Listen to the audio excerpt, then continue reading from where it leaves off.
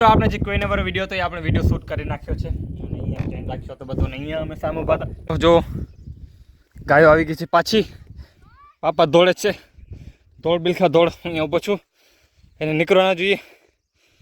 એ માયલા નીકળી ગયા મિત્રો, નીકળી ગયા.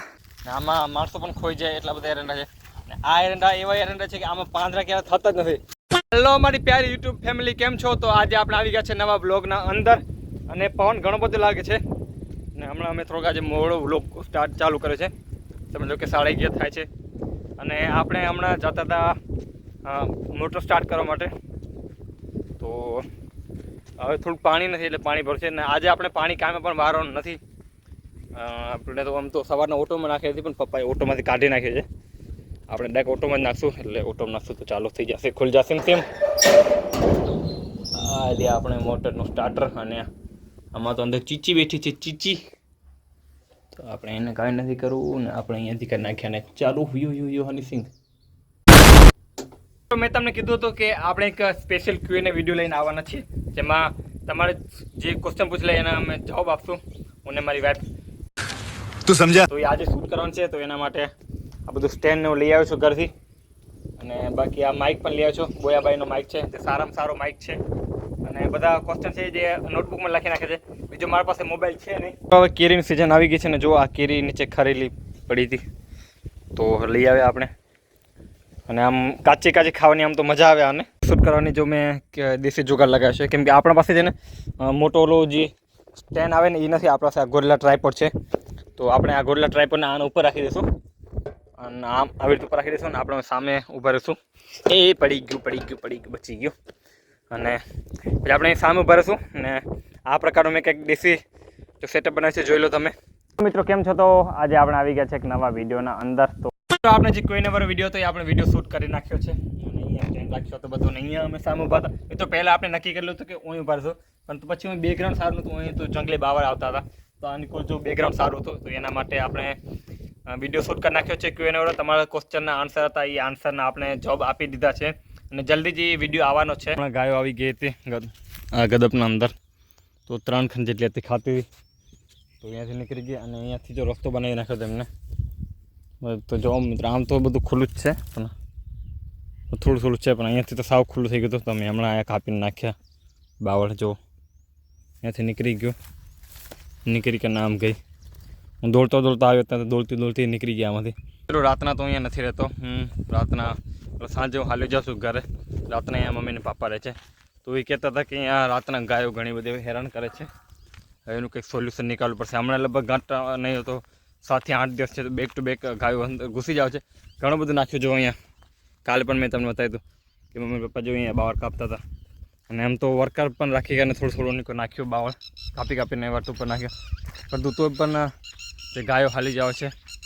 અને મિત્રો આ જો એવો પક્ષી છે ટીટી, એ તો તમને ખબર જશે કે અહીંયા ક્યાંક એના ઈંડા હશે એટલે જ્યાં પણ એના ઈંડા હોય ત્યાં એના બાજુમાં એવું લાગે કે કંઈક જનાવર આવ્યું છે તો એ અવાજ કરવા માંડી જાય. એટલે આપણે એમ કે માણસ જઈએ તો પણ અવાજ કરે ને કદાચ કોઈ જંગલી જનાવર હતા, ગાયો છે કે પછી ભેંસો છે કે પછી નીલગાય છે કે સુવર છે, એવા જો કોઈ પણ જનાવર આવી જાય ને તો પછી અવાજ કરે એટલે આપણે રાતના અમને ખબર પડી જાય કે કંઈક જનાવર આપણી વાડીમાં આવી ગયા છે. પેલો 3 ને 16 થાય છે અને અત્યારે હમણાં થોડોક તડકો નીકળતો પેલો પાછો પણ છાંયડો થઈ ગયો હોય જો નીકળી ગયો. કૂતરો ક્યાંક ભાસે છે, ક્યાંક એમને લાગે છે કે કંઈક આવ્યું છે. હવે એને દોડીને જાય છે ક્યાંક, મને લાગે કે આવ્યું એવું લાગે. શું આવ્યું? કોઈ જનાવર આવી ગયા શું વાડીમાં? ને આ રહી જો આપણી લક્ષ્મી. અચ્છા આપણી લક્ષ્મી છે, લક્ષ્મી. તો મેં તો આજે પૂરો દિવસ કામ કર્યું જ નથી અને બપોરના ભાગનો થોડો વરસાદ પડતો છમછમ એટલે બૂંદી પડતી હતી થોડીક. અને હમણાં થાય છે ટાઈમ 1 મિનિટ. ઓકે, ટાઈમ થાય છે અત્યારે 5:35 થાય છે અત્યારે. અને હવે થોડી વાર રહીને જશું ઘરે. થોડી વાર રહીને આમ તો અડધો 1.5 કલાક રહીને જશું. અને મને તો નીંદર આવે છે મિત્રો. જ્યારે પણ કામ બનાવે ને તો મને મજા ના આવે, કામ હોય ને તો મજા આવે. તો મિત્રો પ્રોપરલી 7 વાગી ગયા છે અને આપણો ટાઈમ થઈ ગયો છે ઘરે જવાનો અને લક્ષ્મીને બહાર જ બાંધી છે એટલામાં આપણે સમજી લો. તો મિત્રો આપણો જીતો આવી ગયો છે. પપ્પા અને મમ્મી એ ગયા હતા જે લગ્નમાં. હું ને મારી વાઈફ 2 જ હતા. અમે વાડીમાં પૂરો દિવસ એકલા હતા તો હવે આવી ગયા છે અને હવે એ રહેશે ને અમે જાશું ઘરે. હવે શું કહે છે તો જય શ્રી રામ મિત્રો. અને હમણાં 8:58 થાય છે. 9 વાગ્યામાં 2 મિનિટની વાર છે અને હું ઘરેથી નીકળી પડ્યો છું વાડી જવા માટે. અને અહીંયા રસ્તામાં જોઉં છું તો આંબાના ઝાડ છે. હવે આંબાની સિઝન આવે જ છે. હવે આંબા ધીમે ધીમે મોટા થશે અને પાકશે. એમ તો હજી વાર છે, હજી 2-2.5 મહિના લાગી જશે. અને જુઓ આપણો આ પહેલો તો આલો રસ્તો તો ઠીક છે, હું તમને પછી બતાવું. આ જો આંબાના ઝાડ, એ આમાં નથી યાર, આમાં ઓછા છે. આમાં ઓછા છે. જો પાછળના ઝાડ હતા ને એમાં હતા, આમાં નથી દેખાતા. આમાં એક નથી દેખાતો મને. આગના ભાગમાં છે જો. અને હું તમને એમ કહેતો હતો કે આ રસ્તો જુઓ આપણો, જ્યારે વરસાદ પડે ને ત્યારે આગળના ભાગમાંથી છેલ્લો છે, એટલે આપણે પગે જઈ શકીએ. ગાડીથી અહીંયાથી આપણી વાડીમાં જઈ શકીએ નહીં, એવો છે અહીંયાનો રસ્તો. મિત્રો હવે આપણે કાપશું એરંડા. તરત એરંડા તો ક્યાંય દેખાતા જ નથી. હવે રીંગણ છે, બધું છેલ્લું છે, કાપ કરવાનું છે આપણે.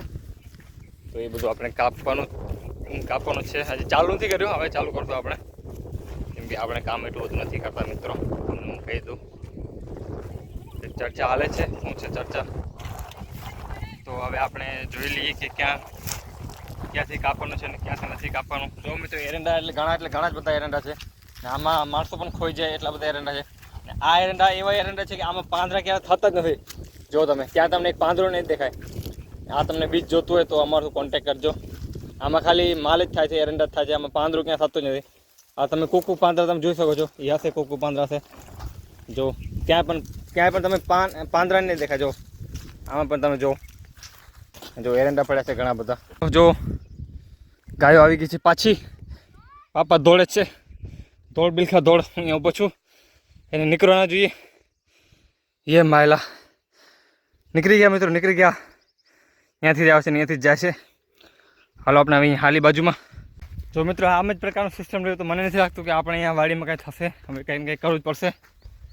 હવે તો ગાયો ઘણી બધી આવી જશે અને ખાઈ જશે, પણ કાંઈ એમને જલતું જ નથી. કાંઈ આવી ગમે તેટલી બાઉન્ડ્રી ટપી આવે છે, 4-5 ફૂટની વાળમાંથી ટપી આવે છે.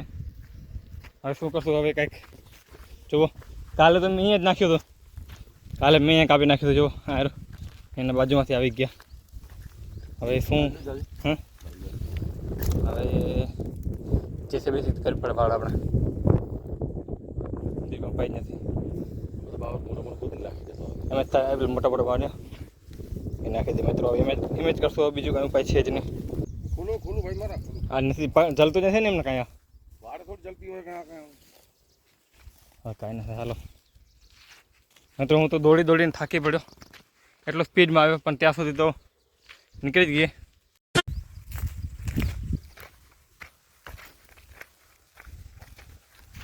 કોને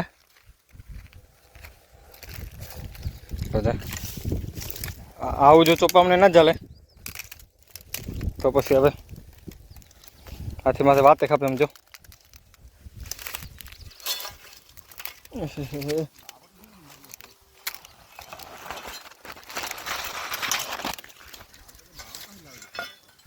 જેસી બોલે એ કાટાડો ને આ છેટી લે બાજુમાં ના ખેંચી લે.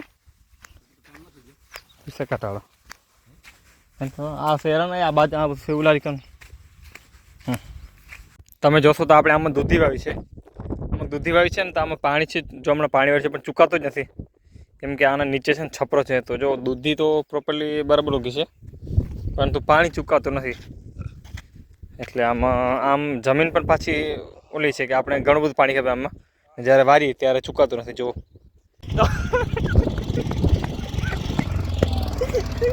તો મિત્રો હવે આપણે જઈએ છીએ ઘરે. અને આપણો જે આ જીતો રહ્યો એ મને મૂકીને ભાગી ગયા હતા.